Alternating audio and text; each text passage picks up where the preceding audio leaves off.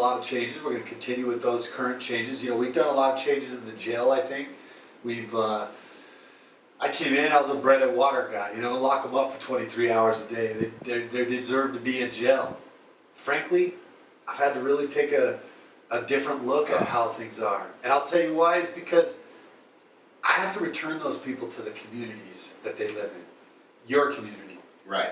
And I really take that serious, that I should deliver a product back to the community that was better than what it was when it came in. Mm-hmm. And so I work hard on trying to figure out what we can do for these inmates. I treat everybody with dignity and respect. You came there, we can't change that. What can we do to change you? That's what yeah, that's right. At. That's yeah. what we're looking at. What can we do to change you? How can I help you be a better person? Yeah, you know what recidivism is, right? Oh yeah. Yeah, and yeah. I'm big on recidivism. The risk to reoffend. How do we change that? Right. So we've been very successful with our veterans pod. Yeah. Our housing unit for military veterans, Humvee. It's been one of my things that I'm most proud about. We took all of our veterans and we put them in one pod. When the media when I first did it, the media's like, well, you feel like veterans should be treated different? I said, absolutely. Thank you. They served this country, and a lot of the guys that are in there, their problems were precipitated by their service to this country. And not being medically treated. And not being medically. I got a ranger in there right now that, he just kind of got cast aside. And this poor guy's had to deal with this, and he's never dealt with it properly. And now he's finally getting an opportunity to deal with it, understand it, and he's doing so much better. I ran into 2 veterans last week at the stand down, the veteran stand down in Florence, where stand down is where they give you like medical treatment, shoes, clothes. It's really just to help veterans who are in need. I ran into 2 vets down there that were in my jail program. And they were, one dude's tatted up, was a Hell's Angel forever, couldn't thank me enough for that program. And so seeing those kind of things, I'm going to continue doing programs like that. The next one is the Young Bullpen.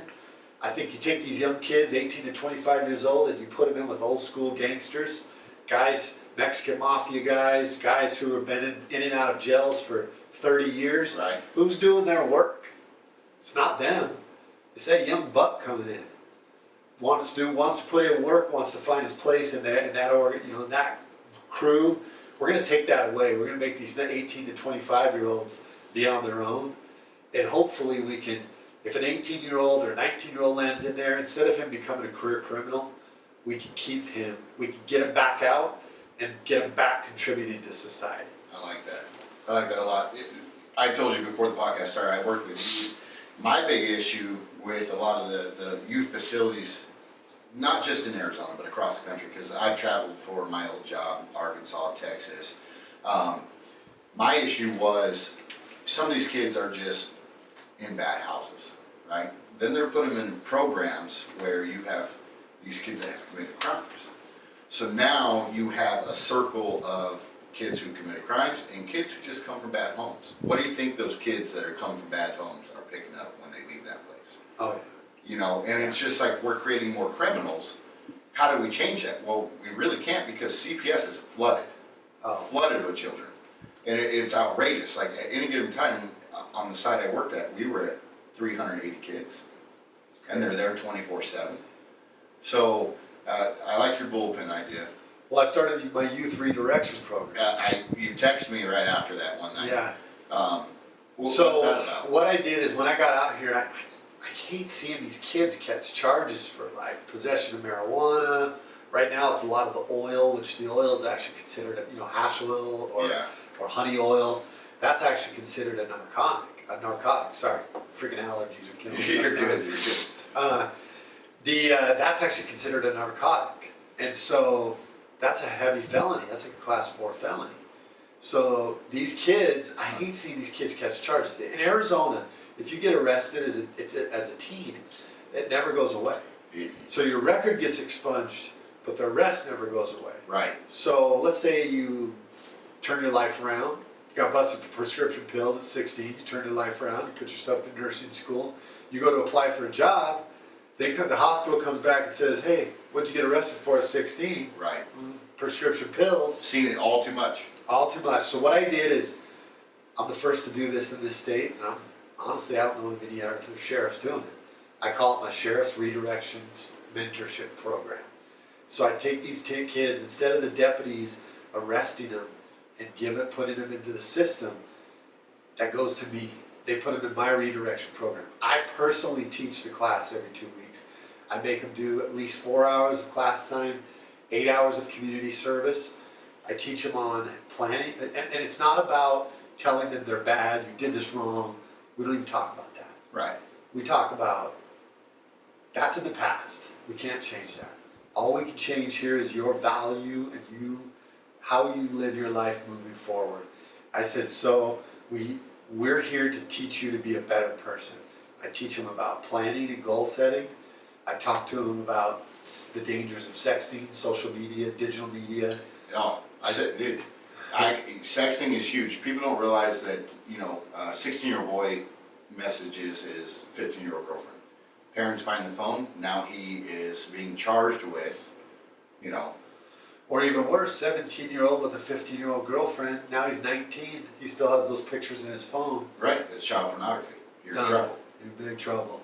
Yeah. So I took these kids and I teach them about the sexting, digital media. I teach them drugs and alcohol class. And then the last class is a career night. A month ago I had the Army recruiters in there talking to them. And the whole goal is to make them understand they have more value than what they are currently think they have. I make them go around and tell me about their week at the start of it in front of all the other kids. And at the end, I make them tell me something good about themselves. Are you piss testing them at all? No? No, you know what? They asked me that and I said, look, we're doing the honor system here. I expect you to be That's hard. the best you can be. Yeah, that's hard. I can't really make them do that because I'm doing something completely different. It's a service. It's not a diversion program. Right. There's statutes for diversion. This is something outside the box. And at the end, I had to look and say, what was the reward? What's the risk? I always look, what's risk versus reward? The reward was worth the risk. And I'm not doing anything. The sheriff's in charge of charging. I'm responsible for sending charges forward to the county attorney's office.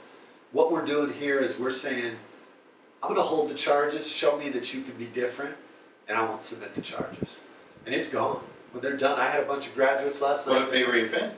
Then they have to pay the price for those. If they reoffend while they're in my program, they're going to get charged for what they already were there for, plus the new stuff. I like it.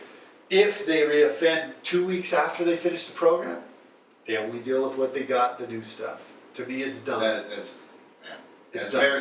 honorable of you. Because I would charge for the other charges too. That's just me. I know, but you know what? No, but you're right. Like you said before this podcast, you're big on forgiveness. Do we all not need mercy?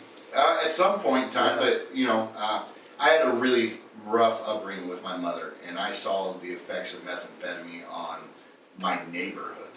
You know, and just what it can do, and it's like, how many times can a guy be charged for something and still come out? Oh yeah, that frustrates us and too. It's just like, what is going on? Like, that's kind of the reason I took the program on, is because I was looking at, you look at the judicial system and you say, and I'm not knocking any of the judges, I'm just saying, there's a revolving door. You and I go out and commit a crime, we're gone. Yeah. For a long time. Yeah. You get these dirtbags that are doing it over and over and over again, somehow they end up back on the street. It baffles me. It baffles me too. But what I said is, all it can affect is my little circle. Right. So I took a piece of this circle, and I'm trying to make changes. And honestly, if I save one kid out of 100, is it not successful? Yeah. I like it. So, I like it. That's the importance of voting too. It is. That should be